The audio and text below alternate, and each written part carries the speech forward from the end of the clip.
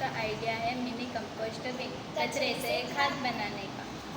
हमारे घर, स्कूल, गांव में रोज सब्जियां, फलों के छिलके, चाय की पत्ती और किचन वेस्ट निकलता है। अगर इसे यूं ही फेंक दिया जाए तो यह गंदगी और प्रदूषण फैलाता है। हमारा विचार है कि इस कचरे को एक खाली डिब्बे या पीठ में मिट्टी के साथ जमा किया जाए। इसमें हम सूखी पत्ती और मिट्टी डालें और थोड़ी नमी बनाए रखें।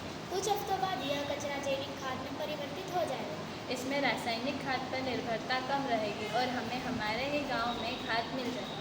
सच में यह कचरे को उपयोगी खाद में बदल देगा। हर घर और स्कूल अपना छोटा कंपोस्ट बिन रख सकता है।